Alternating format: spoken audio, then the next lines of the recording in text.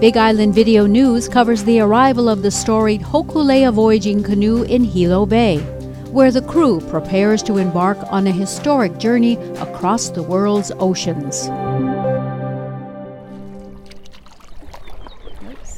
Are you steering? When seeing the joy and inspiration that follows the Hōkūleʻa voyaging canoe wherever it goes, it's easy to forget its tragic past. After the disaster of the second voyage and the loss of Eddie Aikau, it took some time for the crew to pull itself together. And after that, the leadership was in shambles. No one wanted to step forward. The shame was so great, it was possible that Hōkūleʻa might be put up in a museum, that she would sail no more. And then one man, Pinky Thompson, came to take over the Polynesian Voyaging Society. Pinky Thompson, Nainoa's father, provided the proper mindset for recovery. But it wasn't just my dad. Another key player in the having the strength of kupuna, that knew that this cannot be the destiny. It cannot. We don't know the path, we don't know the voyage, but it cannot be the destiny. Picked us off the ground. Get up, stand up. Go do what you have to do. Calls a meeting. We were there. John was there. Snake was there.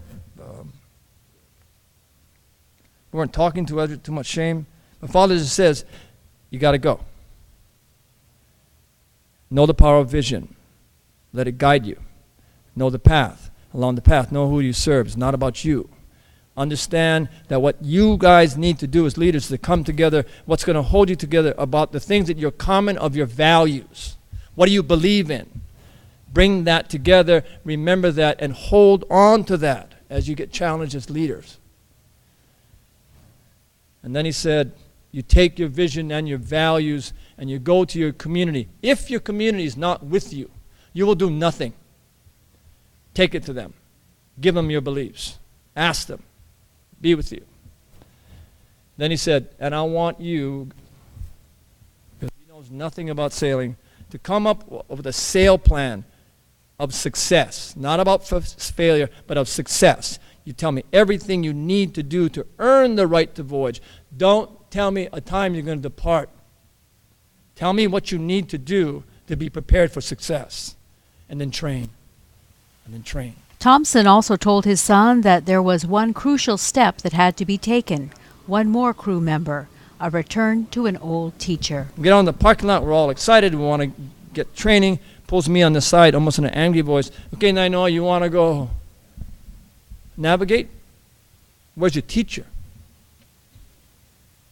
I knew that he knew that if Mao don't come back, we ain't going. He told me straight out, he don't come, you don't go. Found him, sat on an atoll in Micronesia. We sat on a driftwood log on a white sand beach on this atoll. Mao's head was low. He knew about Eddie. He was sad. The conversation was simple. I just said, Mao, we don't need you to find Tahiti for us. You need to show us the way. And the question was, will you come teach? And it was a naive question. Will you come teach? And Mao wasn't sure. He didn't want to come back. So I went home, back to my father. He don't come, you don't go. And about 2 months later, I received a phone call from his son Henry in Saipan saying, which threw me back into trauma, Mao's going to be at your house tomorrow. Because I rented a one-bedroom house, tiny little thing in Kulia'o. I was a commercial fisherman. I didn't need clothes, and I didn't need food, and I didn't wash anything. And so you're going to bring the greatest navigator to somebody's house is kind of pilau and normal food. And he arrived the next day. He lasted about 3 days, and he moved in with my mom and dad. And then he took us like children by the hand. And of the 6 billion in the time, the only one that could do it. But even with all the pieces in place, Nainoa says he had great doubt. But something happened to me, and And it has to do with all that door that I hate to open that's called fear. The issue of failure, the issue of shame. It's just, I don't like that feeling. When there was no decision to go, when there was no date set, there's no fear. But when the captain said, this canoe is ready and this crew is ready, we're going in March, a date was set. And that's when I fell apart. Because all of a sudden, then I had to, or not get on, step on board and find Tahiti and have to go hold on to and be a part of that fear of failing. And I fell apart, and Mao watched me kind of disintegrate, lose focus. Mao let it go for a couple of weeks, and then there's a place on the eastern side of Oahu. It's alongside the road. It's a simple parking lot for people to go look. It's called Lanai Lookout, where you look out the Molokai Channel and you look out the Molokai Lanai, and it's a place where we went hundreds of times to study sunrises and sunsets. Because in the dawn and the dusk light is the story and the clues of our ancestors understanding how to predict weather. If you don't predict weather, you fail. And we went there hundreds of times, and I was looking for the magic. I didn't want to take the risk of failure. I wanted to guarantee a success. Mao, give me the magic. The man that can sleep in the hull, eyes closed, but know where he's going. I wanted the last course of our training without the syllabus. Give me the magic for success. And it was and he did, but I didn't know it. He said, Nainoa, get in the car. We'll go to Lanai, take me to Lanai Lookout. It was dusk. And we waited patiently for the first stars, the bright steering stars to come out. And we watched the stars on the wall. I want the magic. And Mao has the first question of his, starts to test me. He goes, okay, Nainoa, after the stars came out, show me the houses of the star compass. That's like the first class I ever had with Mao. It's kindergarten first day, not the magic. So I pointed out, and he knows I know. Then he goes, okay, show me the steering stars and what house do they go into. That's third day in kindergarten, not the magic. And he knows I know. So I put the stars into the houses. He says, okay. Then he says, show me the house of Tahiti. Maybe that's the next week. I don't remember. But not the magic. And he goes, and he knows I know. So I show him the star house on the horizon. He goes, okay. Then he goes, can you see the island? Then I get quiet. Because now I know that he doesn't know what I'm going to say. So I didn't say anything because I didn't know what to say. I know he knows you can't see the island physically in your eyes. It's over the horizon, far, far over the horizon. And so I didn't say anything. Then he angrily goes, can you see the island? And I said, you know, Mao, I can see the image of the island in my mind. He says, okay, good. You ever lose the island in your mind, you're going to be lost. Don't ever lose the island. Get in the car, take me home. We got in the car. We're still 4 months away from departure, and he never talked to me again. I was going into convulsions and cardiac arrest and everything else. It was a painful time. But it was a time when I didn't know, and you would never know, and he wouldn't know. You would know if you found Tahiti. The young navigator's final test came in the dreaded doldrums of the Pacific. In the middle of March, we had to go. It rained for 5 days. The weather was bad, and I was so scared. I hoped the rain would never stop, so we wouldn't have to go. But it did. Gordon said we're going. We left, and we trained hard. And I was more prepared than I could ever imagine. It was just fear in the way. But the place that I feared the most was the doldrums.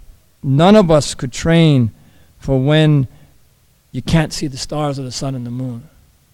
When you're in that cloudiest space on Earth, the place where the world's two biggest wind systems collide, they have direct heating from the sun every day, that high evaporation. It's clouds that come down to. It's the only place I know that I've ever sailed where I've seen the clouds actually in the sails of Hōkūleʻa.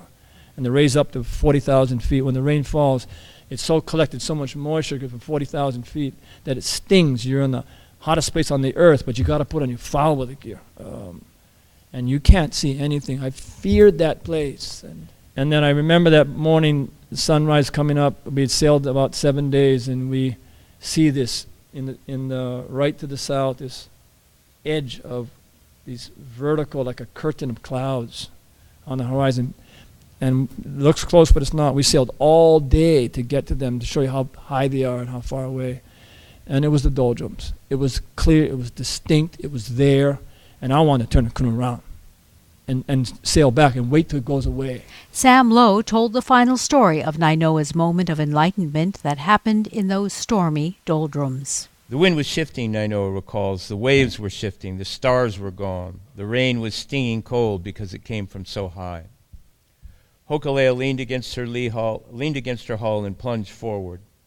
All around the darkening horizon, too far away to hear the accompanying thunder, lightning licked at swirling knots of cloud that blocked out the moon and concealed squalls that rushed the canoe. A little before midnight, terrific gusts shook the canoe, driving rain violently across her deck. Swells crashed aboard. "Trice in the back sail," Nainoa ordered. "Sheet in the foresail." The canoe fell off the wind. Nainoa tried to steer by the big swell from the east that caused the port hull to lift first, then the starboard. The canoe proceeded due south under a starless sky. When we arrived in the doldrums, Nainoa recalls, the sky went black. It was solid rain. The wind was strong, and it was switching around.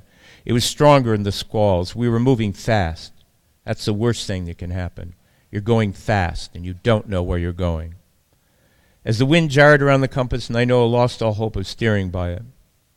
I couldn't tell the steersman where to steer. I was very, very tense, Nainoa recalls. I knew that I had to avoid fatigue, so I couldn't allow myself to get physically tense.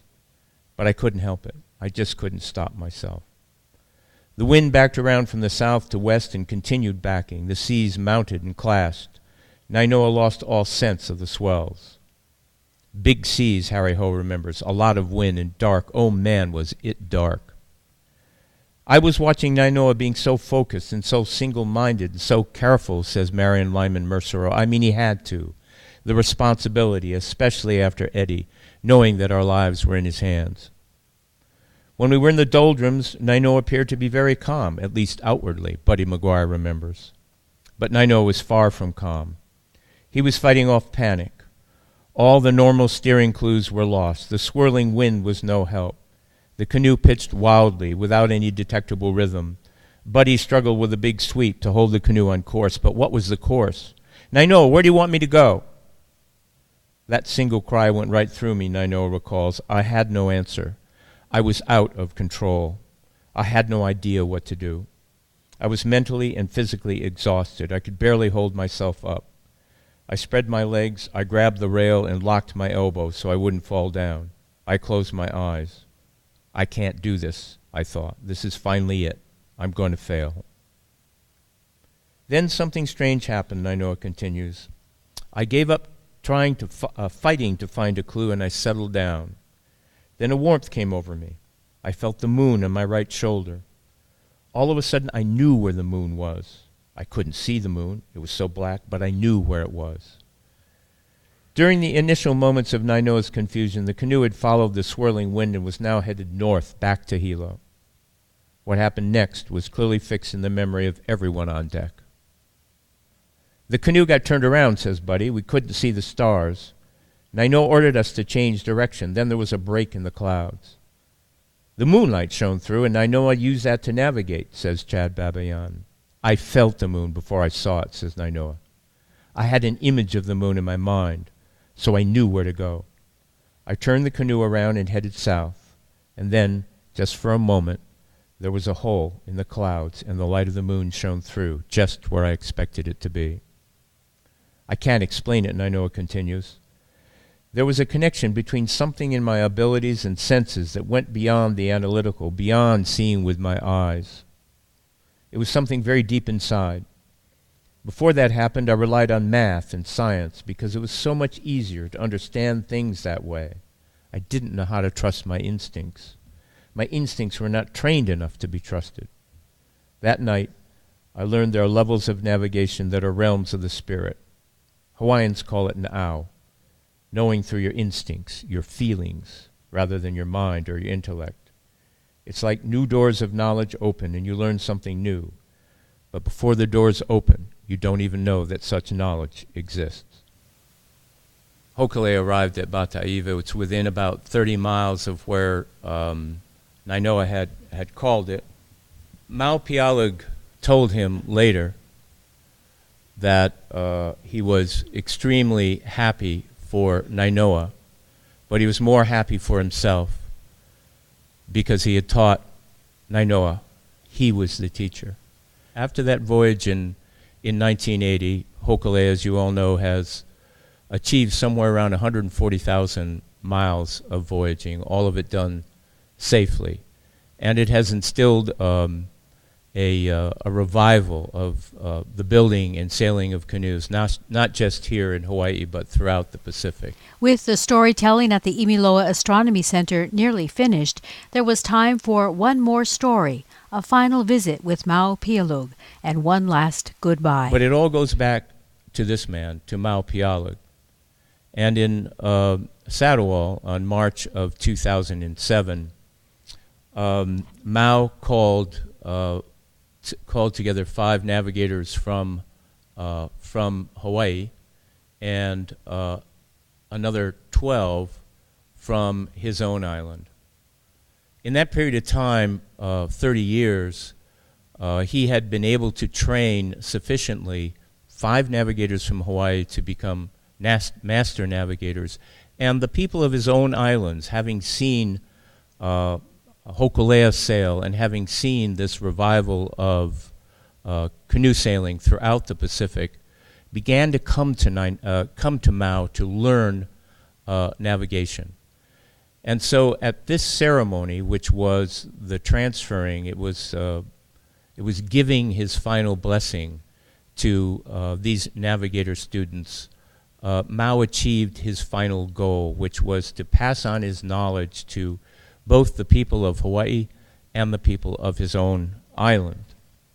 And after the ceremony, Nainoa went to say goodbye to Mau. The following morning, Satawal's Hawaiian visitors packed their bags and carried them down to the beach where small boats would ferry them off to Hōkūleʻa. It came to that dreaded moment when it was time to say goodbye, Nainoa recalls. There was a crowd of people in Mau's house. I wanted to see him last, to spend a quiet moment with him. Finally, everyone left. Mau was tired.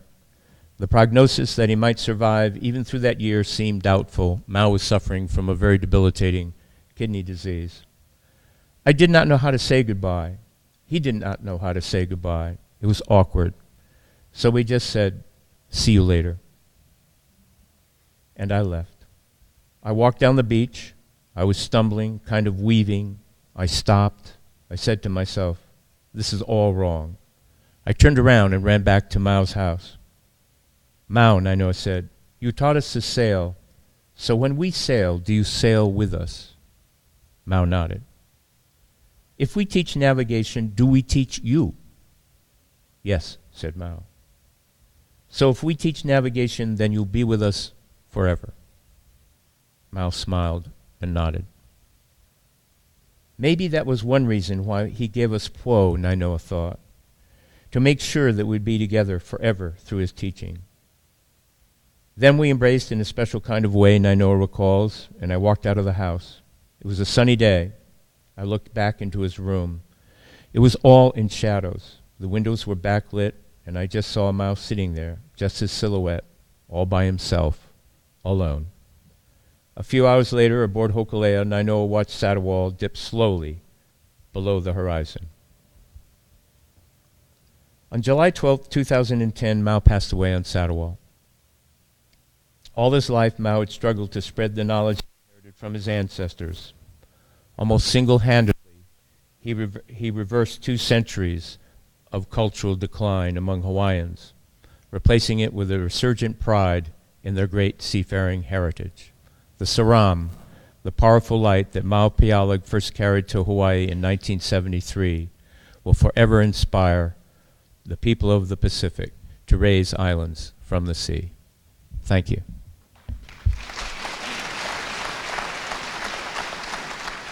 Fast forward many voyages and more than 2 decades later, and the crew of the Hōkūleʻa is at the beginning of the next great journey. That journey has already begun.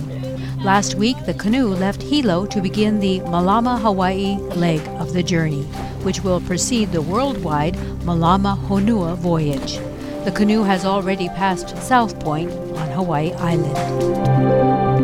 Stephanie Salazar, Big Island Video News.